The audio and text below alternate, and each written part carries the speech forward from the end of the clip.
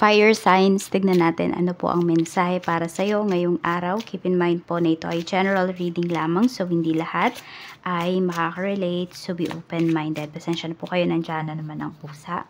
Sa mga hindi pa po nakasubscribe, please subscribe na po kayo and pa-like na din po ng ating video. At sa mga nais mag-avail ng ating private readings, ng ating Evil Eye Amulet necklace, ayan po, at ng ating Tiaras bracelet. Makikita nyo po yung link sa description box.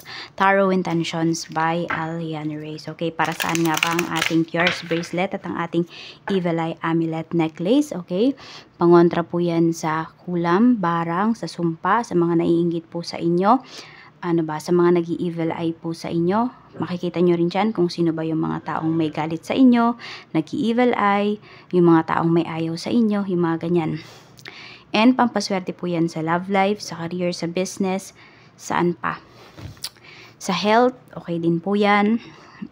Pero mga simple lang ha, mga simpleng sakit lang. Mga ganyan. Tapos pwede rin syempre kayong mag-wish. O, alagaan nyo rin po yan. Ano ba? Iwas din po yan sa aksidente. Okay. So if you are interested, message nyo po ako sa Facebook page or email nyo po ako. Tignan na natin ano yung mensahe para sa'yo. Okay. O, dalawa yung nakuha ko dito. The current state is safe. Okay. So kung nasaan ka ngayon, okay, nasaan ka ngayon, fire signs ay safe ka naman daw po. Yan yung sinasabi. Kaya parang no need to worry. Okay. Tapos, now is the time to struggle. Parang kung nasaan ka ngayon, hindi ba? Is you will feel safe. Ayan. And kung ano muna yung kaya mong gawin. Kunwari, nasa isang secluded area ka. 'Di ba? Kailangan maging innovative ka diyan. Ano ba 'yung tawag doon? Kailangan maging madiskarte ka. Ano ba yung dapat mong gawin? So, minsan hindi rin naman natin need nating umalis sa ating comfort zone. Pero minsan, 'di ba? Marami pa pala tayong hindi na-discover doon sa tinatawag nating comfort zone. Meron pa palang mga naghihintay sa atin ng mga blessings doon. Kaya, ayan po, tignan nyo din. Ano pa ba yung mga pwede ninyong gawin? Sabi nga, now is the time to struggle. Okay?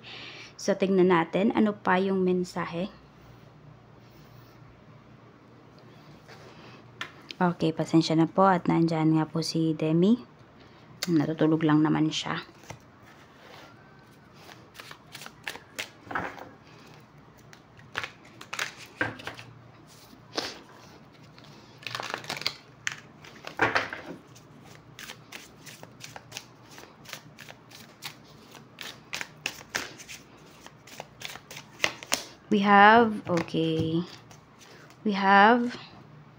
Okay, may tao ba dito na lagi kang binobola? We have wish. Meron kayong mini-wish dito na sana yung tao na yun magbago na. For the better, syempre. Ayan, kasi mukhang sakit-sakit na ng ulo nyo. Paulit-ulit na lang yung ginagawa ng taong to. Diba? Paulit-ulit na lang kayong binibigyan ng sakit ng ulo.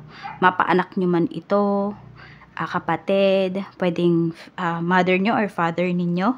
Ayan, kung ano man yung family issues ninyo, more on family issues yung pinapakita dito. Okay, so yun, parang wish nyo na lang talaga is, sana, diba, magbago. Oo, magbago for the better. Itong family member ninyo na ito. O pwedeng ang person mo. Tingnan natin kung ano pa yung mensahe. Okay. Meron naman dito. Ayan. So, pwedeng may buntis. Or, ano ba, feeling nyo ba buntis na kayo ngayon? Fire signs. Kaya lang kasi, meron po dito, ayun, pwedeng mauulit na naman, di ba? Aasa na naman kayo, tapos hindi pala. Meron naman dito, akala nyo buntis kayo, tapos mapapahinga kayo ng maluwag pag nalaman nyo na, hindi pala. False pregnancy lang pala. Okay? So, ayan, magkaiba ng gusto, pero yung iba sa inyo, makukuha nyo naman, yung matagal nyo ng wini-wish. If meron dito, gusto ninyong magkaroon ng anak or madagdagan po yung anak ninyo, pwedeng ibibigay na yan. So, tignan natin, ano pa yung mensahe pagdating naman po sa trabaho. Spirit guide, tingnan natin pagdating sa work. Okay, energy pagdating sa work, we have 6 of Wands. So, tingnan mo, parang meron dito chini-cheer ka. May mga tao dito sa trabaho na sobrang bilib na bilib po sa'yo. Ayan, nakaabang sila sa mga gagawin mo eh. Nakatingin sila sa'yo. Meron din naman dito, no? Iniintay na magkamali ka. But mas marami kasi dito, fire signs yung humahanga sa'yo pagdating sa work. Pwedeng yung paghanga na to, not just because sa trabaho lamang, no? Pwedeng meron dito is more on personal, okay? Ibig sabihin, pwedeng nagkakaroon ng crush sa'yo. Nagugustuhan ka talaga nila. Yung ikaw mismo. Okay? We have the full energy. Nakakita ng ibon, biglang nagising ang pusa. So, ingat po kayong lahat dahil maulan. Ayan, may bagyo pala. Ay, wala kasi akong, wala kaming TV. Hindi ko rin nakikita sa news feed ko na about dyan sa bagyo. Okay? So, we have the full. Okay, tingnan natin. Ito yung mga katrabaho mo. Medyo mag-iingat lang kayo dito sa mga katrabaho. Merong iba dito ha, merong hindi magandang sa'yo, magandang impression sa'yo. Siguro mga naiinggit dahil may mga na-achieve ka talaga dito sa work. So, mag-iingat na lang kung sino ba yung pagkakatiwalaan. Meron kasing traidor pagdating dito sa trabaho. Yan, siguro naiinggit nga sa'yo to kasi meron kang nakukuha dito ng mga, mga benefits, rewards, awards, pagdating sa trabaho. So, iba nga sa inyo, pwedeng ito ay promotion. Tingnan natin. We have the Chariot. So, very proud naman sa'yo yung boss mo. And actually, yung iba sa inyo, fire signs, meron ako nakikita dito, boss ninyo nagkakagusto sa inyo. Baka kahit siya, bilib po sa inyo. So, alam mo yun, kahit na meron niyang karelasyon or asawa, ayan, nagkaka-crush pa rin sa'yo. Pero hanggang dun lang naman, hindi ka naman ipupursue. Pero, maano mo lang talaga, na, uy, parang iba yung tingin sa'yo, nung tao na to or nung boss mo. Ayun, pero, syempre, wag ka na lang magbigay ng, ikaw din, wag ka din magbibigay ng motibo, if ever man, diba? Kasi kunwari, baka biglang tumingin-tingin ka rin sa kanya kasi nga nafe-feel mo na parang tinitignan ka rin niya. So, ikaw na lang yung umiwas. Kasi pwedeng, ito na yung life mo, hindi ba? Maganda na, sabihin natin, dito sa trabaho, baka kung ano pa yung mangyari. Kaya iwas-iwas ka. Tignan natin, ano pa yung mensahe pagdating naman sa negosyo. Kung meron po kayong negosyo, tignan natin kamusta ba yung sales ngayon. 4 of Swords, okay naman po yung sales. Sabihin natin na maganda naman yung sales. Yung tipo bang hindi naman kayo nai-stress dahil mababa. Hindi rin naman sobrang taas. Tama lang po talaga. Depende na lang sa inyo kung ano ba yung tamang kita para ngayong araw na ito. Kayo naman yung makakapagsabi niyan. Depende sa business niyo kasi meron naman dito isang product lang napakamahal. Yung tipong ganun. Meron naman dito alam mo yun, mumurahin lang yung mga binibenta ninyo, maliit lang po yung tubo ninyo, yung tipong ganun. So, iba-iba yan kayo ng diskarte, iba-iba po kayo ng pananaw dun sa sinasabi ko na kota naman po kayo ngayong araw na to or naman, okay naman yung sales ninyo. Temperance. Ayan. So, matyaga talaga kayo sa inyong negosyo. At saka nakikita ko dito, kung meron mang gusto ditong mag-start ng negosyo, yung gusto nyo po talaga, yung passion nyo talaga, wag lang yung narinig nyo lang or ay, uso yung business na to ngayon.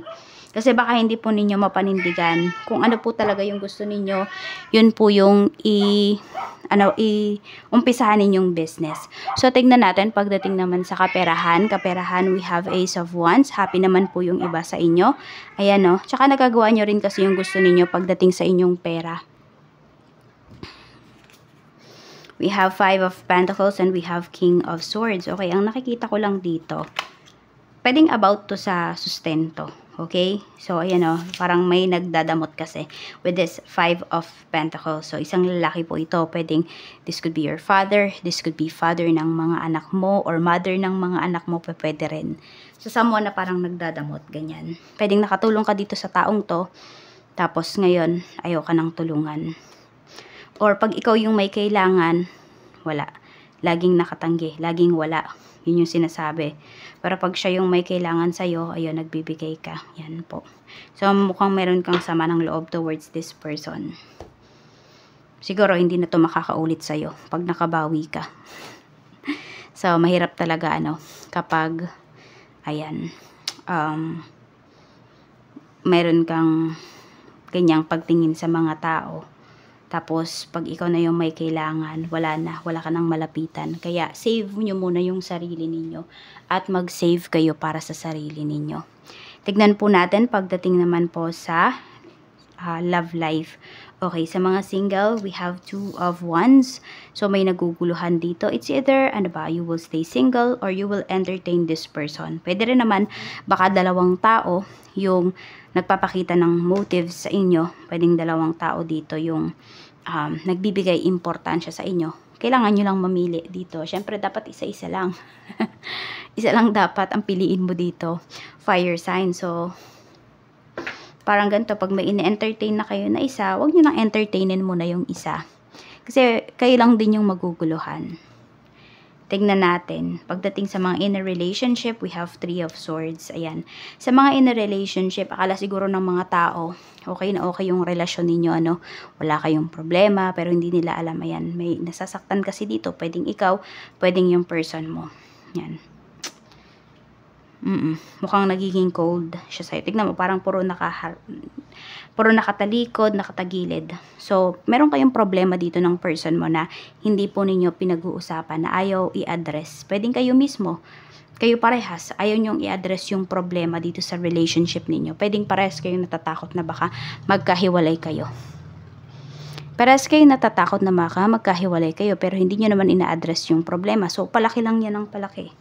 Sa mga mag-asawa naman, we have the Magician. Sa mga mag-asawa naman, ayan po, pwedeng may minamanifest po talaga kayo. So, dito yan kasi tumapat. Yung iba dito, pwedeng 5 years na. Okay? Or yung iba nga dito, 1 year pa lang, naiinip na talaga kayo. Gusto nyo nang magkaroon ng anak. Pero may struggle talaga tayong pinapakita dito. Pero hindi naman siya imposible. Pwedeng maibigay pa rin po yan sa inyo. So, yun. Siguro ngayon, kasi 5 of Pentacles, yung dito yung mga mag-asawa na gusto nang magkaroon ng anak or gusto magdagdag ng anak, magdagdag muna din kayo ng pagkakakitaan. Lalo na kung alam nyo naman po na hindi naman ganun kalaki yung kinikita ninyo. So, siguro kaya hindi pa siya binibigay kasi yun yung kulang. So, yun muna. Now, it's either mag-ipon muna kayo, magdagdag kayo ng pagkakakitaan, yun po yung kailangan gawin para hindi rin naman kayo mahirapan dito sa wini-wish po ninyo. So, yan lang po yung mensahe. Maraming salamat. Mag-iingat po kayo always and more blessings to come.